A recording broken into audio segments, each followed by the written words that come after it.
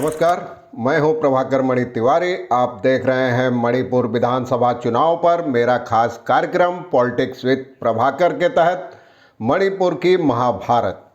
आज आगे बढ़ूं इससे पहले मैं आपको बता देना चाहता हूं कि अब तक मैं कोलकाता से ये कार्यक्रम कर रहा था, लेकिन कल यानी 25 तारीख को 25 फरवरी को मैं जा रहा हूं मणिपुर और वहां राज्य के विभिन्न हिस्सों से आपको ग्राउंड रिपोर्ट दिखाऊंगा। आप वीडियो भी देख पाएंगे और अलग अलग किस्म की अनूठी कहानियां भी देख पाएंगे। आगे चलकर दूसरी कहानियां भी दिखाऊंगा। तो मैंने सोचा आपको ये बता दूं कि अब इंतज़ार ख़त्म हुआ, अब सीधे कल से चलेंगे मणिपुर और आपको दिखाऊंगा अलग अलग किस्म की कहानियां, मणिपुर की संस्कृति, वहाँ जनजीवन के विभिन्न पहलू। आज की शुरुआत करूँगा, दो पुरानी कहावतें हैं। एक कहावत बहुत पुरानी है कि राजनीति में न तो दोस्ती अस्थाई होती है और न ही दुश्मनी। और दूसरी कहावत कहा जाता था कि प्यार और युद्ध में सब जायज़ है, प्यार और जंग में सब जायज़ है। लेकिन अब बीते कुछ अरसे से राजनीति पर भी यह लागू हो रही है और यह कहावत कुछ बदल कर यूँ हो गई है कि प्यार, युद्ध और राजनीति में सब कुछ जायज़ है। पूर्वोत्तर के छोटे से पर्वतीय राज्य मणिपुर में यह दोनों कहावतें एक बार फिर हूबहू चरितार्थ हो रही हैं। यहाँ सत्ता के लिए कल तक दोस्त रहे लोग ही दुश्मन बन गए हैं, एक दूसरे पर हमले कर रहे हैं। आरोप प्रत्यारोप का दौर लगातार तेज हो रहा है। आज विस्तार से चर्चा करूंगा इसी की। देखिए आखिर तक रिपोर्ट। जैसे तो चैनल को सब्सक्राइब करें, मित्रों परिजनों से शेयर करें और घंटी का निशान भी दबा दें।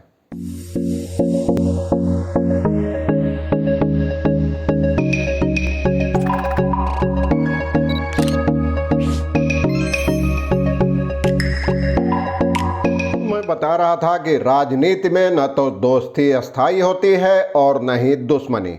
ऐसा नहीं होता तो मणिपुर की सरकार में बीजेपी की सहयोगी रही नेशनल पीपुल्स पार्टी, जो मेघालय के मुख्यमंत्री कोनराड संगमा की पार्टी है, वो आज बीजेपी की दुश्मन नहीं बनी होती। और आपको यह जानकर भी हैरत होगी कि वर्ष 2017 के चुनाव के बाद यही पार्टी, जिसके 4 विधायक हैं, किंग मेकर बनकर उभरी थी राज्य में।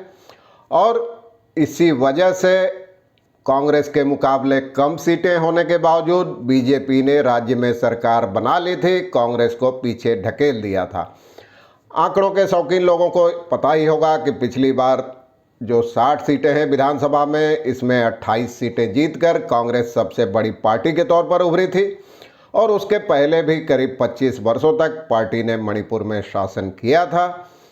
बीजेपी को तब महज 21 सीटें मिली थी, लेकिन एनपीपी और नागा पीपुल्स फ्रंट एनपीएफ जैसे सहयोगियों के समर्थन से उसने सरकार बना ली। हालांकि बाद में कांग्रेस के 1 दर्जन से ज़्यादा विधायक भी टूटकर बीजेपी में चले गए। लेकिन फिलहाल बात संगमा के एनपीपी यानी नेशनल पीपुल्स पार्टी की। यह पार्टी बीजेपी के दोबारा सत्ता में आने की राह में सबसे बड़ी बाधा बनकर उभरी है।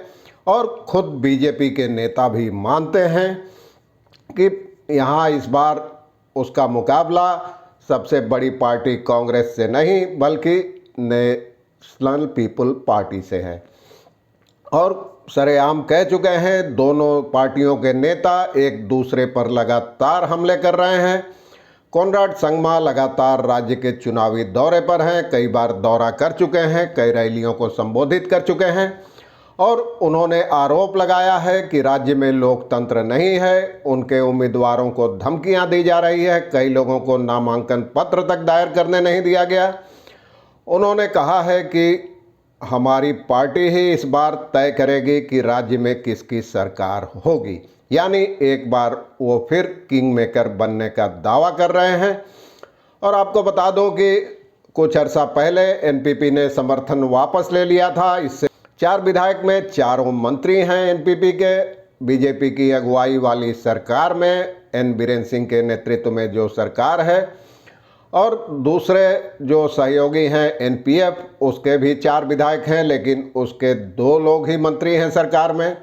तो इस लिहाज से काफ़ी दिलचस्प है कि सत्ता के लिए सहयोगी ही एक दूसरे के खून के प्यासे बने हुए हैं। और यहाँ दल बदल का इतिहास भी पुराना है, पहचान की राजनीति नहीं चलती उतनी, और कई तरह की जितना आसान है, जितना प्राकृतिक संसाधनों से भरपूर है मणिपुर, यहाँ जातीय गणित और राजनीति की जटिलताएं उतनी ही उलझी हुई हैं कि इसे पहली नज़र में समझना बेहद मुश्किल है। यह राज्य घाटी और पर्वतीय इलाकों में बटा हुआ है। मणिपुर वैली में 40 सीटें हैं, जबकि पर्वतीय जो मणिपुर हिल्स कहा जाता है उसमें 20 सीटें हैं, वहाँ 19 आरक्षित हैं, और वहाँ नागा जनजाति ही बहुलता है उनकी। तो इस लिहाज से समीकरण आसान नहीं है, समझना मुश्किल है। आदिवासी सीट है, पर्वतीय इलाकों में 19 सीटें आदिवासियों के लिए आरक्षित है, जबकि घाटी में ऐसा कुछ नहीं है। तो अब एनपीपी ने पिछली बार 10 सीटों पर चुनाव लड़ा था और 4 सीटें जीती थी, फिर भी किंग मेकर के तौर पर उभरी थी।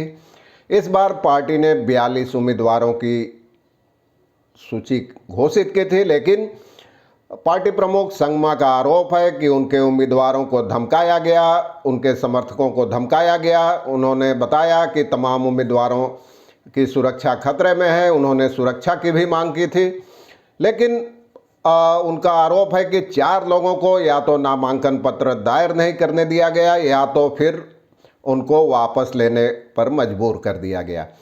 38 सीटों पर है पार्टी मैदान में, और उनका दावा है कि इस बार तो हम तय करेंगे कि सरकार किसकी बनेगी, और बीजेपी से हमारा मोह भंग हो चुका है। बीजेपी ने 5 साल की सत्ता में राज्य के विकास की दिशा में कोई काम नहीं किया है। तमाम आरोप उनका कहना है कि मैं वर्ष 2002 से मणिपुर में चुनाव अभियान के सिलसिले में आता रहा हूं, लेकिन ऐसा माहौल, ऐसी ज़मीनी हालत, ऐसा आतंक मैंने कभी नहीं देखा। चुनावी हिंसा बढ़ रही है, उम्मीदवारों पर और उम्मीदवारों के परिजनों पर हमले किए जा रहे हैं। उनका तो आरोप है कि कई उग्रवादी संगठन भी बीजेपी की मदद कर रहे हैं। दूसरी ओर बीजेपी तो मानती है कि एनपीपी ही उसकी सबसे कड़ी प्रतिद्वंदी है, सबसे कट्टर प्रतिद्वंदी है, और उसी से पार्टी का मुकाबला है। लेकिन बीजेपी की प्रदेश अध्यक्ष शारदा देवी कहती हैं कि पार्टी 60 में 40 सीटें जीतकर अकेले बूते बहुमत हासिल करेगी और सरकार बनाएगी। दोनों बातें विरोधाभासी हैं। एक तरफ तो वो मानती हैं कि उनको एनपीपी से खतरा है, एनपीपी ही उनकी सबसे बड़ी प्रतिद्वंदी है, लेकिन साथ ही दावा करती हैं कि सरकार तो बीजेपी की ही बनेगी। और असम के मुख्यमंत्री हिमंत बिस्वा शर्मा, जिनको पूर्वोत्तर का चाणक्य कहा जाता है, वो भी चुनाव प्रचार पर पहुंचे थे। उनका कहना था कि एनपीपी केंद्र में एनडीए गठबंधन में शामिल है, तो अगर आपको कुछ चाहिए तो एनपीपी भी एनडीए होके ही जाएगी, उसी के जरिए मिलेगा, तो सीधे आप बीजेपी को ही समर्थन करें ताकि केंद्र से आपको सीधी मदद मिल जाएगी। तो बीजेपी नेताओं के इन धारदार हमलों से साफ है कि पार्टी कहीं न कहीं डरी हुई है, उसके मन में एक डर समाया है एनपीपी से, और एनपीपी ने भी बड़े पैमाने पर चुनाव अभियान चला रखा है। कुछ इलाकों में तो उसने कांग्रेस और दूसरी पार्टियों को भी पीछे छोड़ दिया है। उसके 38 उम्मीदवारों के मैदान में उतरने से इस बार यह लड़ाई काफ़ी दिलचस्प हो गई है और थोड़ा कोण बढ़ गया है, प्रतिद्वंदी बढ़ गए हैं। पहले कांग्रेस और बीजेपी में पिछली बार टक्कर थी, इस बार कांग्रेस मुकाबले में जरूर है, लेकिन मुख्य मुकाबला राजनीतिक हलकों में भी माना जा रहा है कि बीजेपी और एनपीपी के ही बीच है। एनपीपी और बीजेपी दोनों के नेता जमकर आरोप प्रत्यारोप कर रहे हैं, एक दूसरे के खिलाफ तमाम आरोप लगा रहे हैं, जवाबी आरोप लगा रहे हैं। अब 38 सीटों पर पहले चरण में 28 फरवरी को मतदान होना है, उसके पहले आरोप प्रत्यारोप का दौर लगातार तेज हो रहा है। अब मैं वहां से आपको बताऊंगा ज़मीनी हकीकत क्या है। इंतज़ार कीजिए, देखते रहिए, मित्रों परिजनों के साथ शेयर कीजिए। आज के लिए बस इतना ही। धन्यवाद, नमस्कार।